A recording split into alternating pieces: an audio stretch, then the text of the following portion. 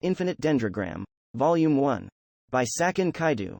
Translated by Andrew Hodgson and Nick Nomura. Edited by Emily Sorensen. Read by Homebrew Audiobooks. Don't forget to subscribe for future releases. We hope you enjoy the show. Chapter 0. Infinite Dendrogram, July 15, 2043. On this date, the VR MMO Infinite Dendrogram was released around the world. It had been nearly half a century since man had first dreamt of a VR MMO, virtual reality massively multiplayer online game.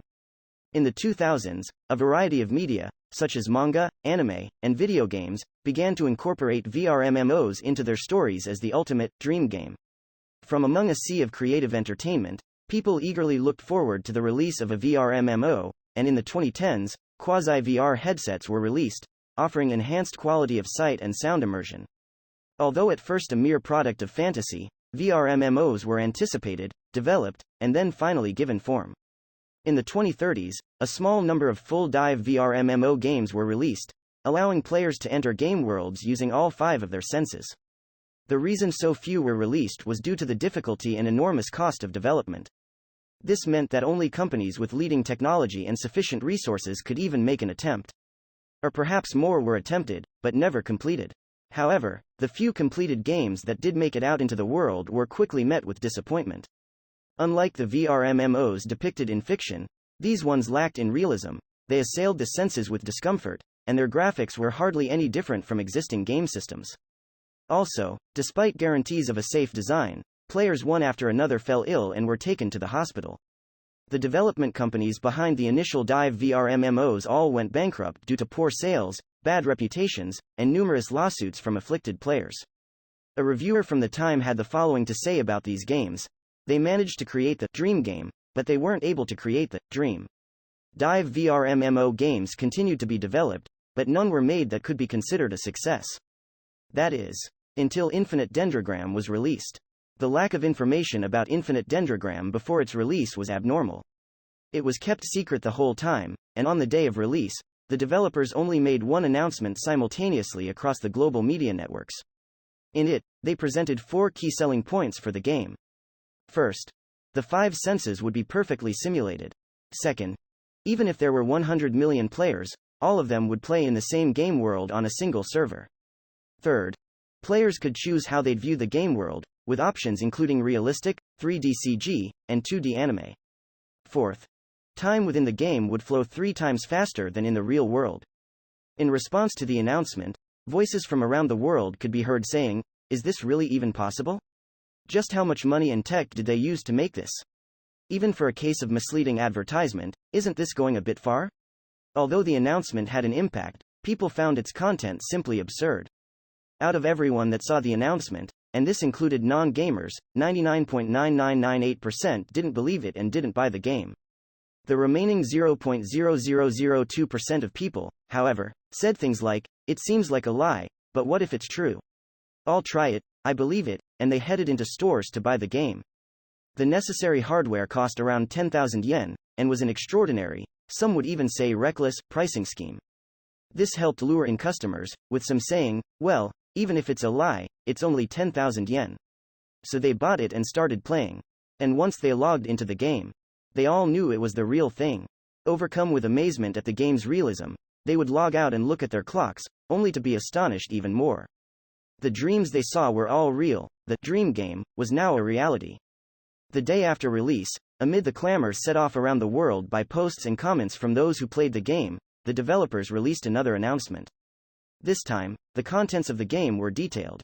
A man named Lewis Carroll, the lead developer for Infinite Dendrogram, presented the broadcast announcement and said the following: "The game system in Infinite Dendrogram has a special feature. Rather than relying on thousands of possible combinations of jobs and skills, this feature provides absolute and distinct uniqueness. This feature is the embryo. It will offer players truly infinite possibilities and unique customization.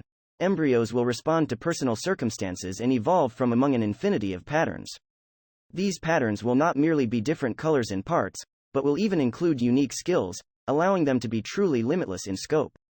This is what Infinite Dendrogram is all about. Yes, Infinite Dendrogram will provide you with a new world and your very own unique possibility. These words served as the last trigger needed to turn the game into a giant movement. March 16, 2045. Raiji Mukudori, was sitting on my heels with the game in front of me and a nervous expression on my face. It probably sounded like an exaggeration, but after waiting a year and a half, I was finally going to be able to play Infinite Dendrogram. So, of course, I was nervous. It's been a long road, I said. The game had been announced and released during the summer of my junior year in high school. At the same time, I had been motivating myself to do my best on my college entrance exams. I'm sure there had been other game-loving high schoolers in their junior or senior years who had been left in despair like I had been, thinking, why of all times did such an interesting-looking game have to come out during my entrance exam years? However, I had now successfully made it into a college in the city, and had taken the opportunity to start living on my own. I had finished moving yesterday, and my parents, who'd helped me, had already returned home. I can play games as much as I want now. I had headed to the game store this morning as soon as it opened and purchased a copy of Infinite Dendrogram. For about half a year after its release, it had apparently been difficult to get a hold of a copy, but a whole year and a half later, I was able to buy it without any trouble. My older brother, by the way, was one of the ones who had bought the game on release day. This whole time, he had been calling me saying, "Hurry up and let's play Dendro together." I hadn't been sure if this made me feel bitter or simply jealous. But all those feelings end today. Let's do this. I braced myself and opened the box. Inside were a helmet-type game system and a manual. According to the manual, in order to enter the game world, all you needed to do was put on the helmet and turn on the switch. There were other explanations regarding visuals and time as well, but amazing would be the only way I could describe them. Really, just how in the world did they make this game? I wondered. It seems to be 10, maybe 20 years ahead of current technology. However, now wasn't the time to be scared. Following the instructions and recommendations in the manual, I put on the helmet and lay on my bed facing the ceiling. I then turned on the game. Instantly, my vision went black. Hello and welcome. Before I knew it, I was no longer in my room, but in a space that appeared to be the study of a Western-style, wooden building. The voice had come from a cat I had never seen before, which sat in front of me on a seemingly well-made, wooden rocking chair. A cat? I'm sorry for the intrusion, I said. I was confused, but decided to respond with a greeting first. Yes, that's nice, said the cat. I like people with proper manners. The cat spoke in fluent Japanese, but with a slow drawl at the end of his sentences. Is this like the game's tutorial or something? I asked. That's right. You'll be sent into the game after you finish configuring various settings, Hera. Oh, I'm Cheshire, Control AI No 13 for Infinite Dendrogram. Nice to meet you, Control AI. I see. No wonder it's able to use fuzzy logic in its responses. Control AIs are man-made cyber intelligences with entire modern supercomputers serving as their brains. Their primary uses, as the name suggests, are in control and management. It's said that just one of them can perfectly, and at high speeds, manage the databases and networks of a small country. If this one is number 13, does that mean there are 12 other control AIs of equal ability involved in managing this game? Nice to meet you, too, I said. All right, said the cat.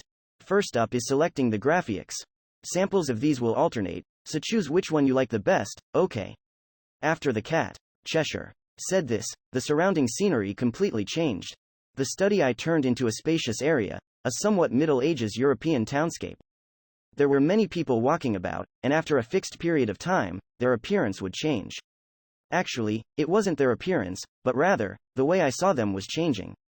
It went from a realistic appearance to CG, from CG to anime, and then back to realistic. Wait, how are you doing this? I asked. Imagery perceived by sight is processed by the brain, after all, so there's a way, replied Cheshire. And so, the way you see can be changed like this, but which one will you go with? You can change it later by using an item I'll leave it as is, I said. I thought it would be better to see normally until I got used to the game, so that's what I did.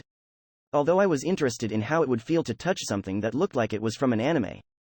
Okay, said Cheshire, and the scenery reverted back to the study. Next is your player name. What do you want your name to be in the game? I'll go with Ray Starling. This was a name I had often used in games before. It was simply a distorted version of my first name and the English translation of my last name, Mukudori. Okay, then I'll set it to that, said the cat.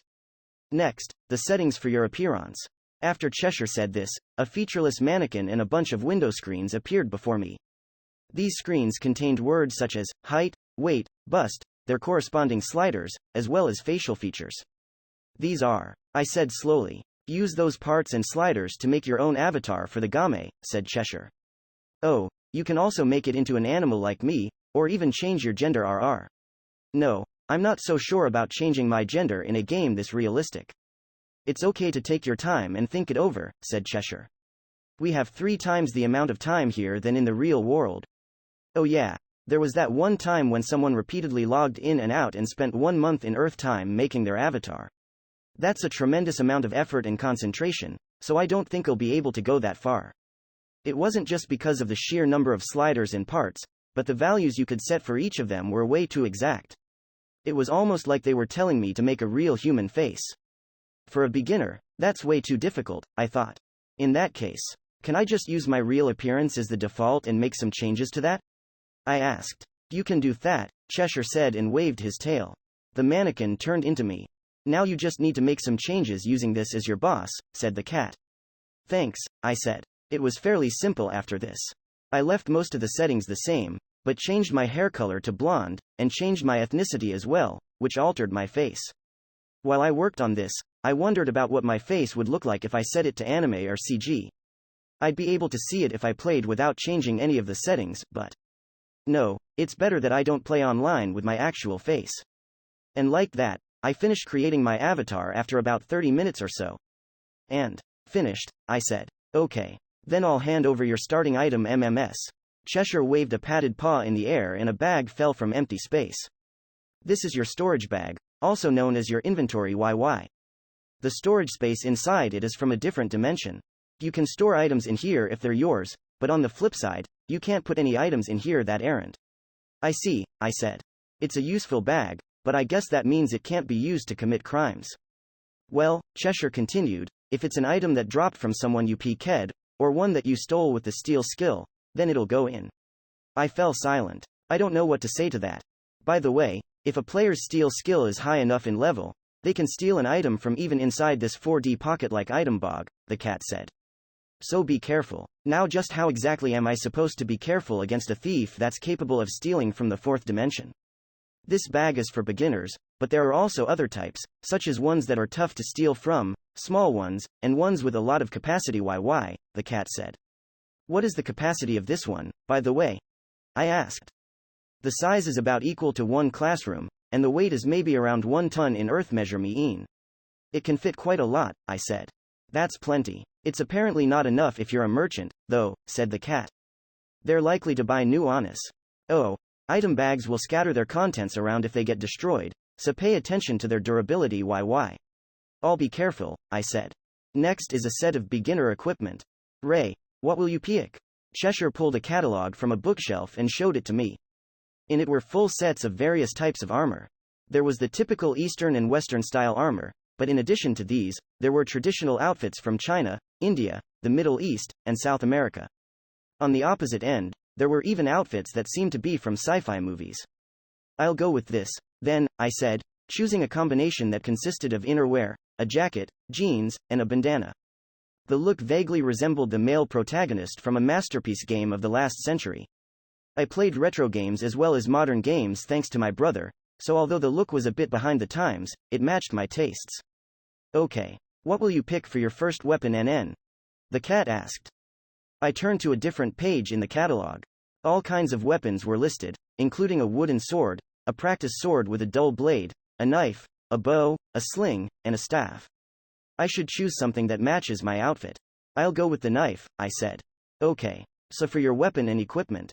Wazam. It was hard to tell if Cheshire's voice was energetic or not, but as he said that, my appearance changed. My outfit switched to the one I had just chosen, and a knife now hung from a belt at my waist. Most impressive of all, my appearance had changed to mirror the avatar I'd made earlier. Wow, this is something else, I said as I looked at myself in the full-length mirror Cheshire had provided. It looks pretty good. Oh yeah, that's right, here's your starting money YY. Cheshire handed me 5 coins that appeared to be made out of silver. 5 silver coins is worth 5,000 lire. 1 rice ball costs about 10 lire, by the way. Then 1 lire would be about 10 yen, I thought. In that case, 5,000 lire is a lot of money. Is it okay to get this much in the beginning? I asked. Yep. Be sure to learn how to make money before it runs out, though, he said.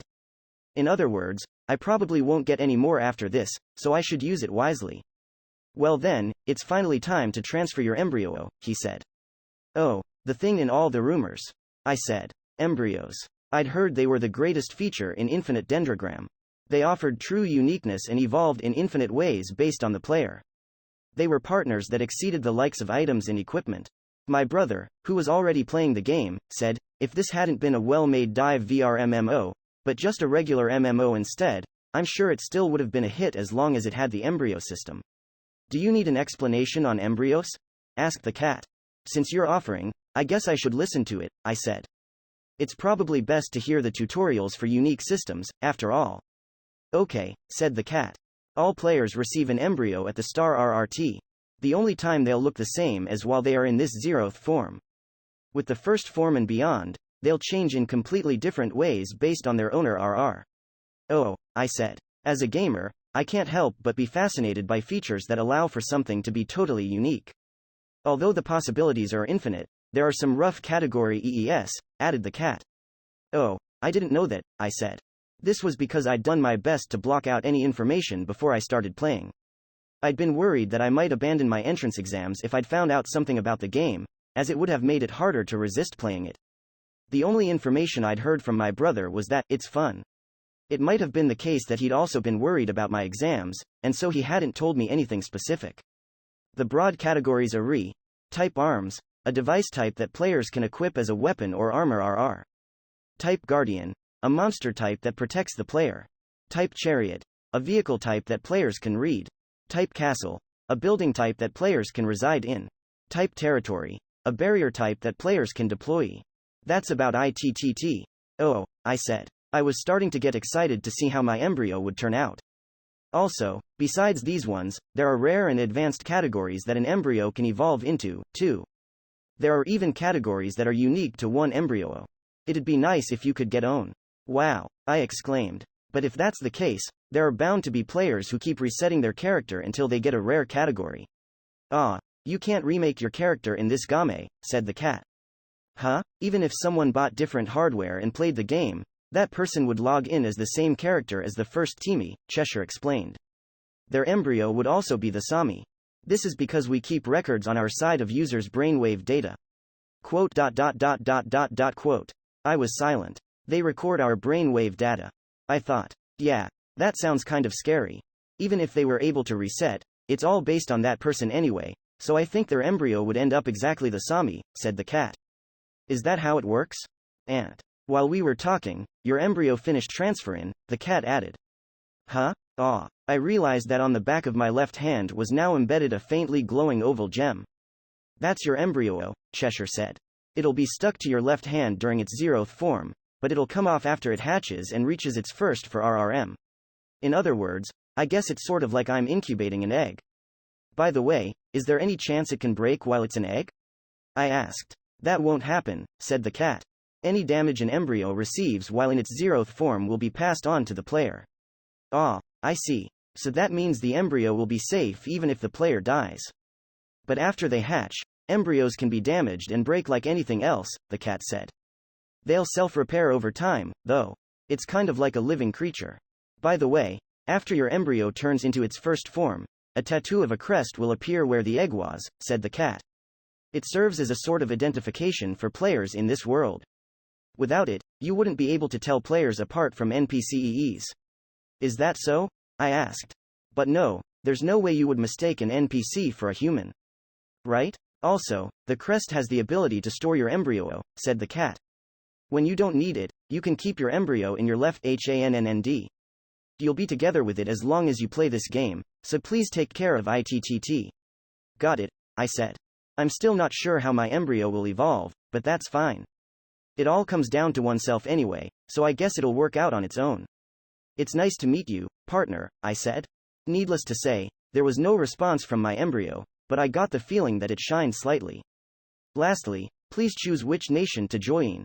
Cheshire laid out a map on the study's desk. It was an old scroll map.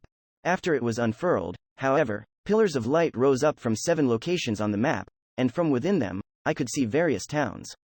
The nations with pillars of light are the ones you can join in the beginning. What you see in the pillars is the capital of each nation. Floating in letters of light around each of the pillars was the name and explanation of each nation. Surrounded by castle walls is a Western fantasy town, with a white limestone castle at its center. Kingdom of Altar. The land of knights. Sakura petals dance through the air in this city made of wood. The Japanese-style castle looms high above it. Tenshi. The land of blades. Subtle elegance hangs in the air of these mountains. A large river flows for all eternity through its valleys. Huanghe Empire. The land of the hermits. Black smoke rises from countless factories and forms a cloud that blocks out the sky. On the ground is a modern-day city made of steel. Drive Imperium. The land of machines. Bazaars nestle up to a giant oasis, surrounded by desert as far as the eye can see. Caldina. The commercial city-state union. Made from connecting countless large ships together, this man-made landmass floats in the middle of the open sea. Granvaloa. The maritime nation. At the base of Yggdrasil deep in the forest, elves, fairies, and demi-humans live in this secluded garden of flowers. Legendaria. The homeland of fairies. Oh, I said. Seeing this makes me want to visit every one of them, I thought. Tenshi has a similar feel to the Azuki Momoyama period, while Huanghe gives off a sense of Chinese fantasy. Drive seems like they'd have robots, and just walking through the bazaars of Caldina would feel like I was sightseeing. The seas of Granvaloa call out to me to seek adventure, and as for Legendaria, there's no need to even think of a reason. However, I'll go with the Kingdom of Altar, I said. Okay, said the cat. By the way, as a quick survey, what would your reason for choosing that be? My brother is waiting for me. Oh, is that so? I had called my brother from the store right after I'd bought the game, and he'd said, then I'll be waiting for you in the Kingdom of Altar's capital. Since he's waiting, I have no choice, I thought. But why did he choose the Kingdom of Altar, anyway? I'm pretty sure he likes robots and warships, so why didn't he go with the Drive Imperium or Granvaloa? Well, I guess I'll just have to ask him in person. There are events that allow you to change the nation you belong to, so don't feel so down about ITTT, said the cat. Yeah, thanks, I said. I need to change gears, I thought. The Kingdom of Altar seems kind of plain and normal, but it just might be a nice place. Okay then, I'm going to send you to the Kingdom of Altar's royal capital, Altea, said the cat. Ah, just a second. What are the goals in this game? In all the games I'd played since I was a kid, even online ones, they'd had established goals such as defeating the evil god or demon king. I thought this game would be the same, but when I asked this to Cheshire, anything NG, was the response I got. Anything? I asked. That's what I mean. Anything NG. You can become a hero or the demon king, a king or a slave, a good person or an evil person. You can do something, or you can do nothing. You can stay in infinite Dendrogram, or leave it. It's all up to you. If it's possible, then you can do anything you want. Cheshire's way of speaking had changed. Just like the embryo in your left hand, what's about to begin is infinite in possibility. His speech had morphed from the slow drawl. It was almost as if he were narrating something. Welcome to infinite Dendrogram. We warmly welcome you, a voice said. As soon as these words were spoken, the study disappeared from my surroundings. The desk, the bookshelf, and even Cheshire, vanished, and I was left floating in the air. Huh? Below me was a familiar-looking world. I was looking down on the same continent I'd seen on the map just moments earlier. Before long, almost as if my body was being sucked down toward one point on the continent, the Kingdom of Altar, I started to fall at a great speed. And just like that, I set foot in the world of infinite Dendrogram. In front of the south gate, royal capital Altea, Kingdom of Altar, Ray Starling. I thought I was going to die. My heart was pounding after being suddenly dropped from the sky, and I forced in breaths to help calm myself down. The feeling of the fall still remained with me. The sight of scenery changing vividly before me at high speed. The sound of my body scraping against the air as I fell. The chill in the air whipping around me. The smell of wind I had never smelt before. The taste of dirt from the ground. I had fallen over in a daze, confused at how abnormally safe my landing had been. There hadn't been any pain, it was apparently turned off by default, but all 5 of my other senses had perceived this world just as they would the real one. This is too real, I said quietly. A true dive VR MMO. I finally had a sense that the dream game had become a reality. I did think the theatrics had been a bit over the top, but I had now made my way into the world of infinite Dendrogram. I looked about my surroundings and saw a large gate behind me. It was encompassed by white castle walls that stretched up as far as I could see. There were also soldiers clad in Western-style armor serving as its gatekeepers. This gate is one of the places I saw in Cheshire's room, so it's probably safe to say this is Altea, the Kingdom of Alter's royal capital. The gate was open leading into the town, and for a while now, carriages and people had been coming and going. It seems I can pass through just fine. As it was my first time, I timidly, or, more accurately, suspiciously, passed through the gate and was able to enter the town without any trouble. All right, I said with relief. It looks like they don't do inspections for people entering or leaving Altea. Since I'd safely made it into town, all that remained was to head to where I was supposed to meet my brother.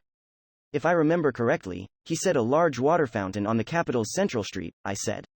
He did say I could reach it by heading straight from the entrance, but... I'll take a look just in case. I recited the words, main menu, in my mind, and just like it was described in the manual, a game window appeared in front of me. The window was split into two. On the right side was my name and a simplified view of my stats, while on the left side was a list of various menu commands. I glanced over at my stats and saw that my current level was 0. Jobs and Infinite Dendrogram supposedly each had their own level, and since I was currently jobless, my level was stuck at 0. Map. Here it is. I found what I was looking for in the menu and opened it up. A new window appeared displaying a map of the royal capital Altea.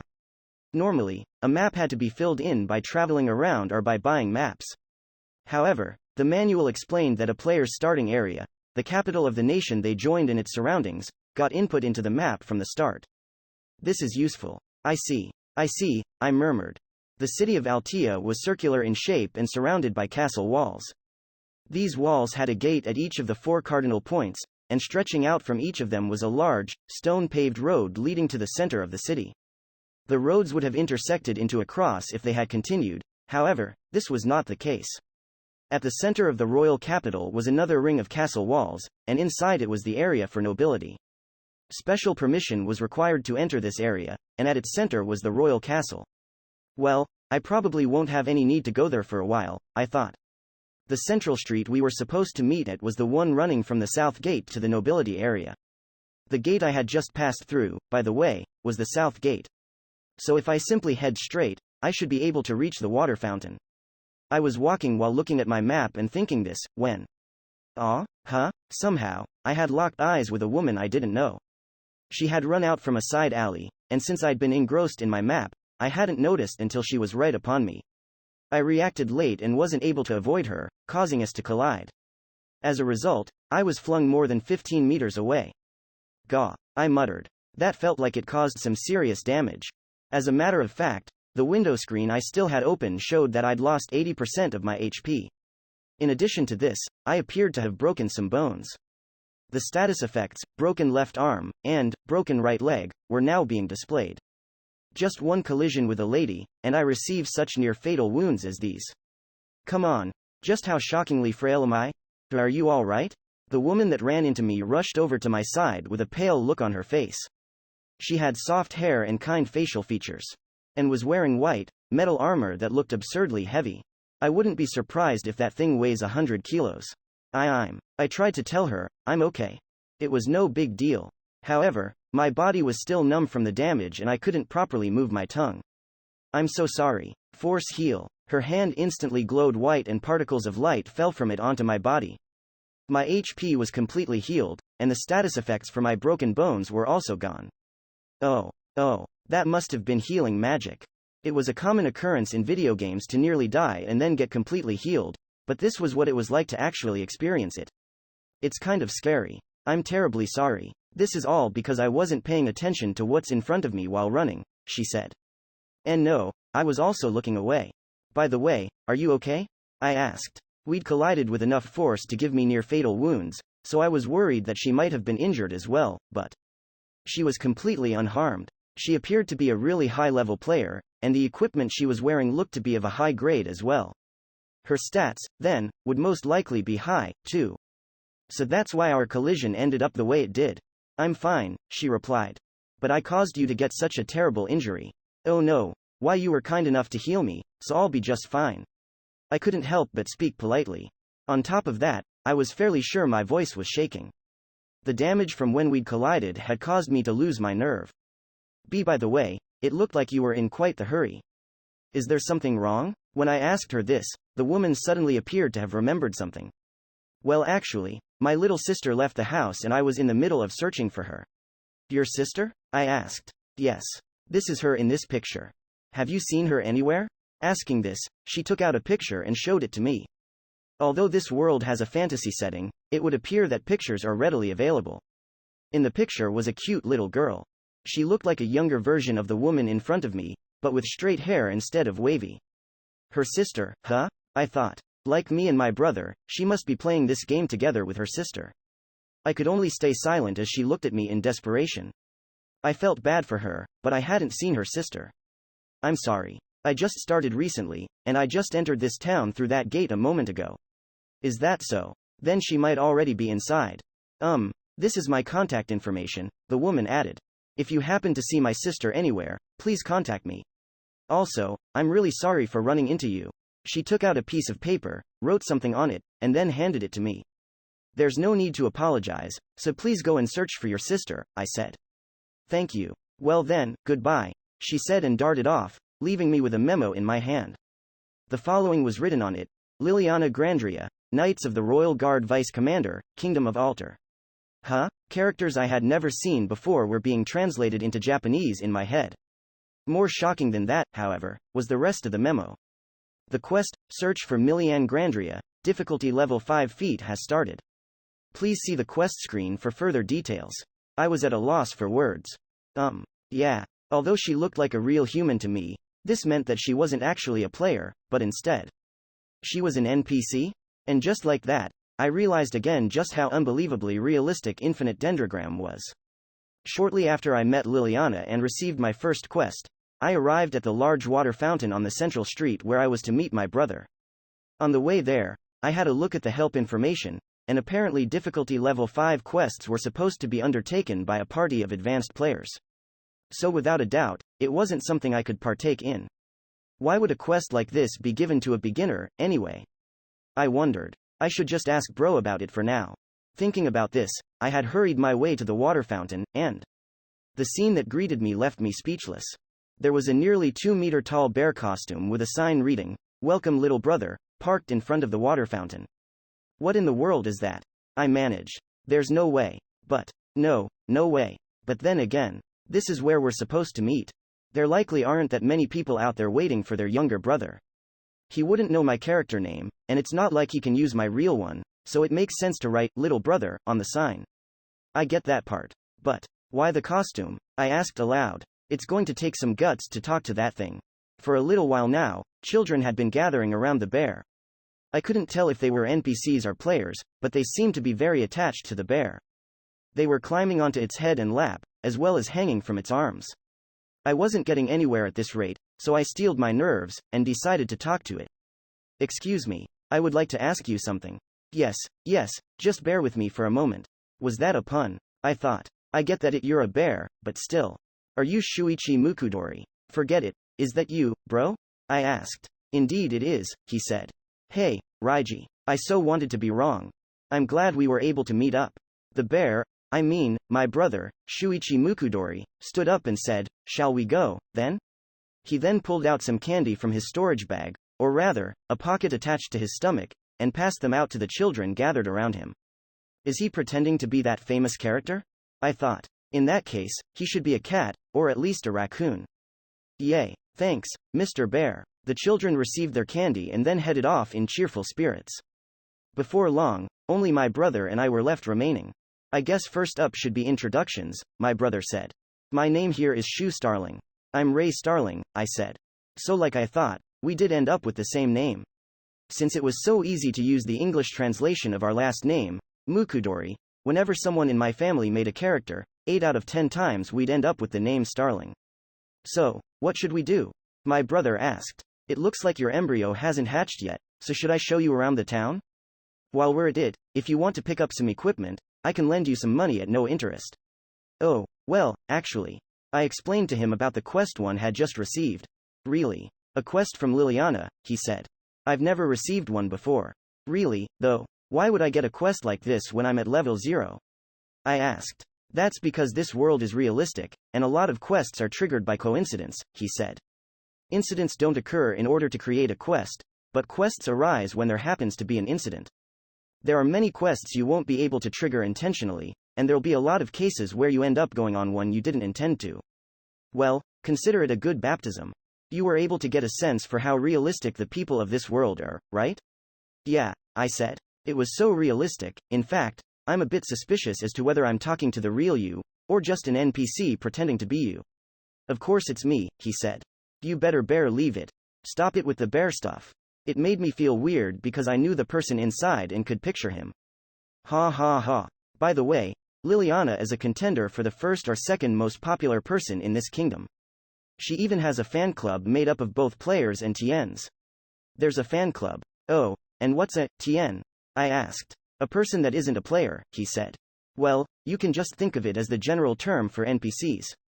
Interesting. So that means even NPCs participate in fan clubs, I said. According to the developers, their personalities and ability to think are on the same level as humans. So that kind of thing is the bare minimum of their capabilities.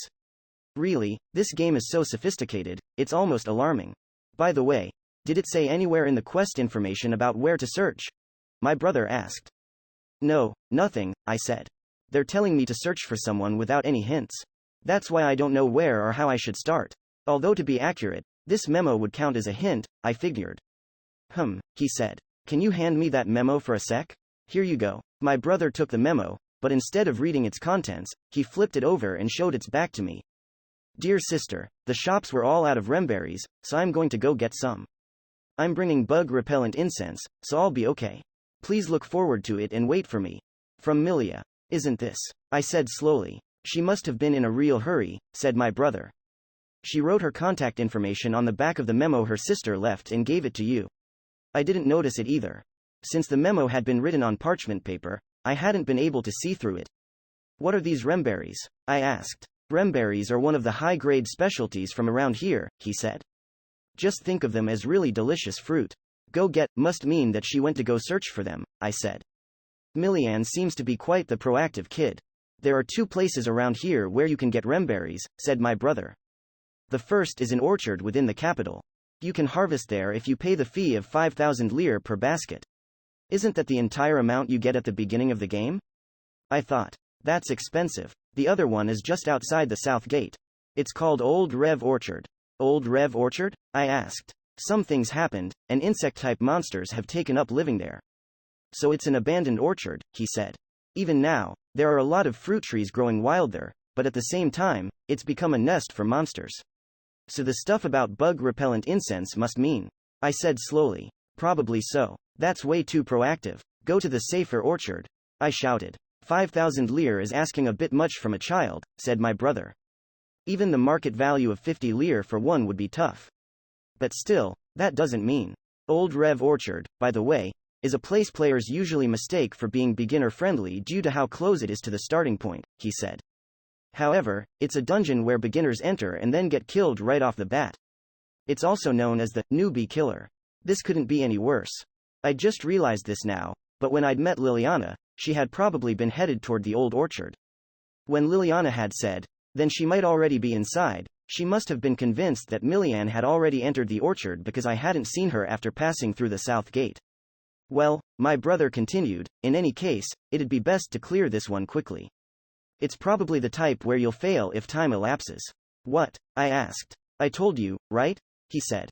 In this world, incidents are realistic and occur spontaneously. That's why there are no guarantees that things will be fine until the player clears the quest, unlike in older games. Yeah, but, let me tell you this from my experience as one of the starting players, he said. There have been examples in the past of people dying. A sage revered as a hero, the commander of the knights, and even the king of this nation, they all died. Quote. I didn't know what to say. Despite that, the world of Infinite Dendrogram carries on without a hitch, he said.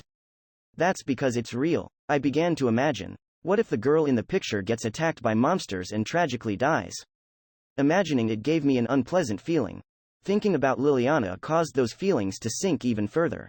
I know that they're NPCs, but that'd leave a bad taste in my mouth, I said. Wouldn't it? My brother agreed. So let's clear it and shoot for a happy ending. I couldn't see my brother's face because of the bear costume, but I had the feeling that he was smiling on the inside. Thus, my brother and my newbie self formed a party, and we set off to tackle my first quest.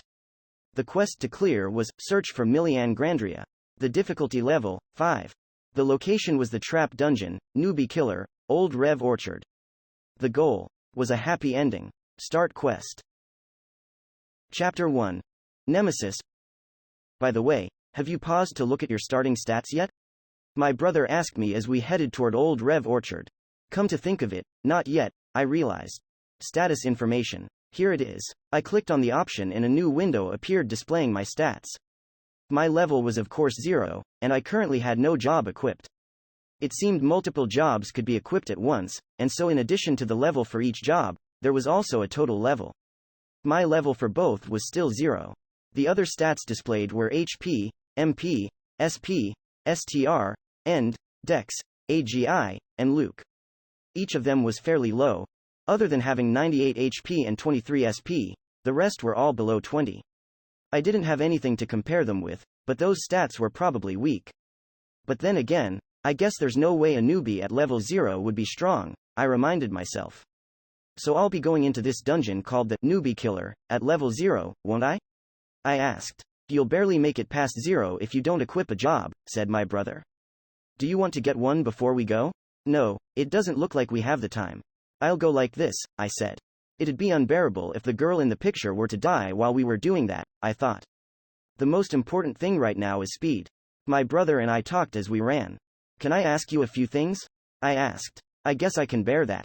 I didn't see a stat for int, so what factors into magic strength? I asked. There is magic in this game, right? Liliana did use healing magic, after all. It's based on your max MP and the level of the magic skill, said my brother. Also, the total amount of MP you pour into it. And there is no int stat in this game, by the way. Your intelligence is the bare basics, yourself, after all. That makes sense, I thought. I wouldn't really get what it meant if you told me my intelligence went up. Oh, and as for skills that use SP, their strength isn't based on your SP, but on various other related stats, my brother went on. Well, those various stats will receive adjustments from your embryo, so their variation will be infinite. That sounds complicated, I said. If you bear with it, I'm sure it'll go fine. How things turn out will be a positive reflection of your individuality. He's really getting into those bear puns, isn't he? Oh, yeah, let me give you some accessories I have. Bro Bear handed me some items from his bag. When I looked at them, these included 10 healing potions that could easily heal me to max health, 1 life-saving brooch, and 4 Dragonscale ward accessories.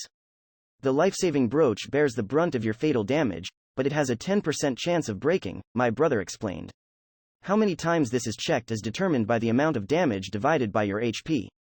The Dragonscale ward will reduce incoming damage by 90%, but it'll break after 1 use. I see, they appear to be throwaway accessories, but they'll definitely help. This game has level and stat restrictions for equipment, said my brother. So I'll beef you up with these accessories instead since they don't have any level restrictions. There are 5 slots for equipping accessories, so they'll all fit perfectly. Thanks, bro. Hey, that reminds me, what's the death penalty in this game? A death penalty. It was a feature found in many online games. To put it simply, it was some sort of demerit for a character that died. They could lose levels, for example, or have their stats lowered for a period of time. Since he's trying to help me avoid dying, this game must have some kind of a death penalty, I thought. This was why I wanted to ask him what that penalty was, but a 24-hour login ban. The answer I received was unexpected. A what? I asked. If you die in this game, you won't be able to log in for 24 hours in real time, or 72 hours in the game world, he said. Are they out of their minds? I thought incredulously. I can't believe there's a game that won't let you play it as a death penalty. The frightening thing about this penalty isn't that you can't play the game, it's that 3 days will pass by in infinite Dendrogram without you, he said. So for example, if you're in the middle of a quest like we are, you'll have to abandon the quest for 3 days. When you're in a world as realistic as this one. That's what's so scary. What would happen if Bro Bear and I were to leave this quest alone for 3 days? The answer to that was obvious. I'll tag along and try not to die, I said. I'm not sure how useful I'll be at level 0, though. Or more like, I won't be of any use at all. By the way, like I mentioned earlier, Old Rev Orchard is a trap dungeon known as the Newbie Killer, said my brother. Innocent noobs starting Dendro without any prior knowledge enter the dungeon saying, "Yay, I'm gonna go on an adventure nearby," and then it's game over. They get their bare butts exposed and smacked to the extreme. They get insta-killed and can't log in for a whole day. It's like a trauma-generating machine. However, it's strange. Why is the difficulty level 5? Based on the levels of the monsters in the dungeon. It's too high. As I listened to my brother mutter this, we passed through the south gate of the royal capital Altea. The orchard was located about 10 minutes running distance from the south gate. It was surrounded by a metal fence, and a worn-out sign at the entrance read, "Welcome to Rev Orchard." The place, however, seemed long abandoned. Plants grew wild, and the color on the sign had faded. Well then, it's time to storm in, but my brother stopped in front of the entrance to Old Rev Orchard, which was now a den of insect monsters. Right after that, a new window appeared before me. Party request from Shoe Starling. Will you join this party? Yes, no, it'll be easier to cover for you if I can constantly track your status, he said. Okay, got it. I clicked yes on the window, and as soon as I did, a screen opened up showing the status of our party. My brother's name had been added to it as well. There's space on the party screen for 4 more players, so this game must have a maximum party limit of 6. Displayed along with my brother's name were also his stats. However, what's going on with this? I asked. On my brother's status screen, everything other than his name was blacked out, including even his level and HP. That's the concealing ability of this suit, he said. If there's a difference in level between me and an enemy or ally, then they can't bear witness to my stats. What kind of ability is that? I thought. That makes it harder to help with support magic. Not that I have any. Oh, that reminds me. Hey bro, I didn't get the chance to ask this because of the quest, but why are you wearing a bear costume? I asked. My brother rubbed the eyes of his costume with his bare fingers. It's a story that'll leave us both in tears. We're kind of busy, so hurry up and answer my question, I said. My little brother is looking at me so coldly. He grumbled to himself, before gradually starting to speak. So, you know how there's a part where you create your character, right? Yeah, it was a pain to make it from scratch, so I tried to do it using myself as the base. So did I. Well, I made a bit of a mistake. A mistake. I began. What did you do? I accidentally confirmed it without making any changes. Oh boy. So in other words, inside the suit was my brother's actual face and appearance. Playing an online game with your actual face was a risky thing to do. This was especially true in my brother's case. Yeah, with that you'd have no choice but to wear something like a suit. By the way, the reason I chose this kingdom is because I saw a store in the capital selling costumes, he said. Oh, so that's why you didn't go somewhere that was more along your tastes, like Drive or Granvaloa, I said. Drastic times called for drastic measures. Oh, and by the way, costume number 1 cost 4,980 lire. That's almost the entire starting amount. I cried. Just how exactly did he get by in the beginning? On top of that, it was a gag item with no defense, he said. I was one of the first players, so there was no information available. Really, from that hopeless start, it's been a path full of hardship until I got a hold of this costume. So what abilities does this one have? I asked. Take a look. Ultimate Suit Series.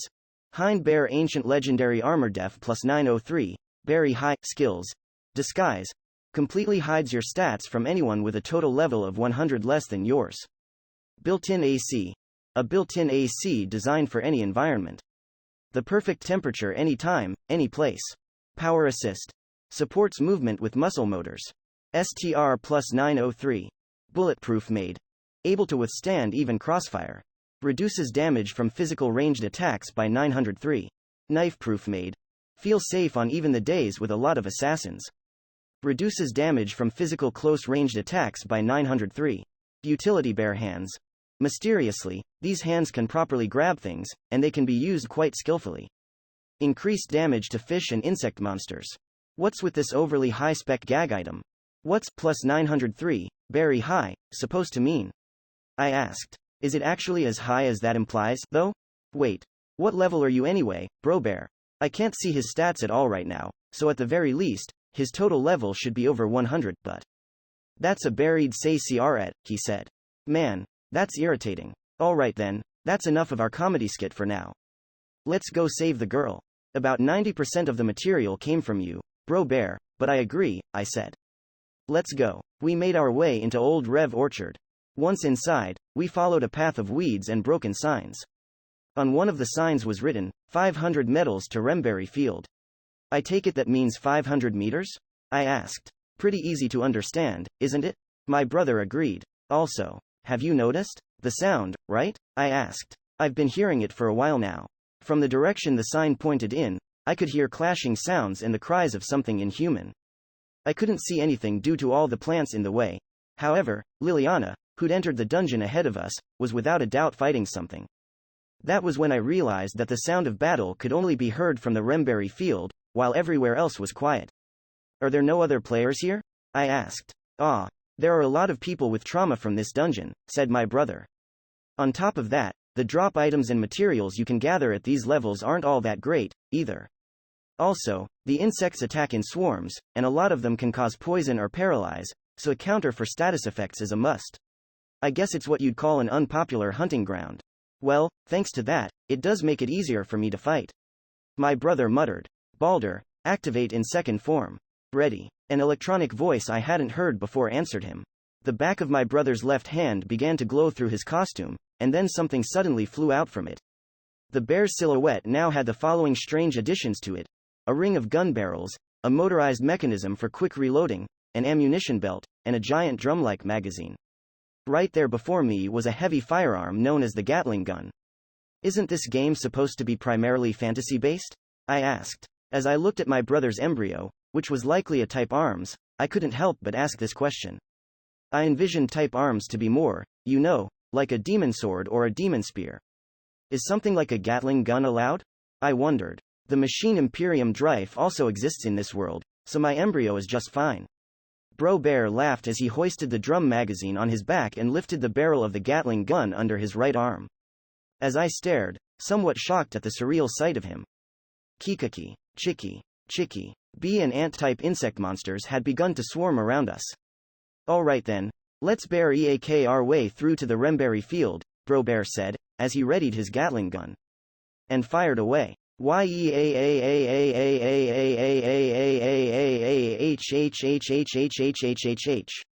In the next instant, the sound of explosions roared about us. The insect monsters were smashed to pieces, and their bodily fluids were scattered all around. The gun barrel spun, and each bullet it spit out added to the number of corpses. As soon as the monsters fell to the ground, they turned into specks of light and disappeared. It was a one-sided killing spree. Bro Bear mowed down the monsters faster than they could appear. In under a minute, a few thousand empty cartridges had been ejected from the Gatling gun. Normally, there would be no way he could hold and fire something that heavy-looking. However, based on what he had showed me earlier, his costume was essentially a power suit. His STR is at least 90 times higher than mine, so that might be why it's possible, I thought. Even so, it's bizarre for him to be shooting while walking. The reason he didn't run out of ammo while firing at that pace was probably because his Gatling gun was an embryo. It was likely using some sort of mysterious power. Seeing him carry a Gatling gun and rapidly fire like that. It's almost like that one scene from that old, famous movie, I thought. I think it was the second film in a series about cyborgs, and the most well-known title of an actor who later became a state governor. Well, given that it's a bear costume doing it and not a muscle-bulging, macho man actor, it'd probably turn into a C-class movie. In any case, it really doesn't look like I'll be of any use. I said. If I were to carelessly get out in front, I would probably end up like Swiss cheese in an instant. Oh, you can ignore the drop items. I want you to stick right behind me, said my brother. He was referring to the drop items that had remained behind after the monsters disappeared. Parts like this are really game-like. Gotcha, I said. Isn't this situation kind of like? It was a situation found in a lot in games. The low-level player character would get help in the beginning from a high-level character and proceed through the game. This character would be really powerful and helpful, but would usually end up dying. The death would sometimes be used to close out the opening act. I think it is, I said. That brings back memories. Wait, I'd be the one that dies in that scenario. My brother's voice sounded unsettled. It was hard to tell if we were in battle, working, or doing a comedy skit, but we traversed the 500 meters and arrived at the Remberry Field. Who's there? Why, as expected, Liliana was engaged in battle at the Remberry Field with a swarm of insect monsters. She was taking on a countless number of them while protecting her younger sister behind her. Yes, we made it, I said, relieved. The bear cavalry, no horses, has arrived. My brother agreed. He fired his Gatling gun again in grand style. The insects that had been encircling Liliana started to fall at an incredible rate. I was worried he might hit the two of them, but he handled his Gatling gun skillfully, and there wasn't even a ricochet. He easily wiped out the encirclement of insects, and we made it safely over to the two sisters. Are you all right? I asked, repeating back the same words Liliana had said to me earlier. You're the one from before. Why are you here? She looked at me in surprise. She's reacting as if she just realized who I was, I thought. So then when she said, why you're a moment ago, was that directed at my brother? And you, as well. Liliana said. Really, why? We came to help, said my brother. My little brother was saying, I can't leave them alone. I'm going to go rescue her, no matter what, so I figured I'd bear with him. I didn't say that, I thought. I don't recall saying anything that embarrassing. Your little brother. So that's why, Liliana whispered to herself as if she had understood something. The mood here. I think Liliana and my brother just might know each other. Liliana turned to me and bowed deeply. Thank you very much. If you two hadn't come, I wouldn't have been able to protect my sister, Milia. Oh, no, I said. All I did was watch from behind. Still, please let me thank you, she said. Even though I caused you trouble, you brought reinforcements to come save me. I won't forget this kind deed. Her words went beyond making me feel embarrassed, they made me feel a sense of guilt. The quest had been automatically accepted for me, and all I had done was stick safely behind my brother like a parasite. That guilt caused me to avert my gaze from Liliana, and when I did, it landed on her sister, Milian. She's as cute as she was in the picture. No, even more so.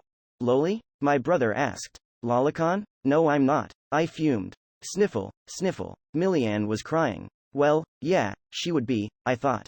She was surrounded by a bunch of insect monsters, and her life was even in danger. However, given that there were still about 5 fruits, most likely the remberries, inside the basket she was holding, she really had her stuff together. Anyway, let's get out of here, I suggested. It'll be dangerous if more monsters come. Very well, replied Liliana, and a change occurred on my menu screen. NPCs have joined your party. Liliana Grandria has joined. Milian Grandria has joined. NPCs can join parties, too. And their stats are. Milian's stats were lower than mine were at level 0. Liliana's stats, however, were very high. Her paladin level was 60, and her total level was 210. She even had over 5,000 HP. Well, then again, she is the vice commander of the Knights of the Royal Guard, which means she's ranked second out of all the knights in this kingdom, I thought. So it shouldn't be a surprise she's this strong. I then noticed that Brobear was silent and his expression was serious. I couldn't actually see it directly, but given how long I had known him, I could tell from the mood. Ray, the quest still hasn't been completed, has it? He asked. Yeah, I said. It hasn't changed at all. I see. Brobear readied his Gatling gun and looked about our surroundings. He appeared far more serious than when he had been mowing down insects earlier. Ray, the difficulty levels of quests are calculated individually by the control AIs in charge of them. The control AI takes into account information about the surrounding environment and people related to the quest. What? I asked. So the difficulties are calculated with information on the environment and related people? Control AIs really are impressive to be able to do that for every quest. But what does that have to do with anything? So, I was thinking the difficulty for this quest was high due to a time limit. My brother started to put his thoughts into words bit by bit. I thought we cleared it easily because I'm suited for fighting against large numbers, but... His gaze fell to one spot on the ground. We met up with Liliana and eliminated the swarm of insects. And yet, the quest still isn't complete. In other words, this quest has a difficulty of 5 even after taking into account that Liliana's total level is 210. Right after he said this, the ground where he was looking exploded. Something huge and long flew out from it.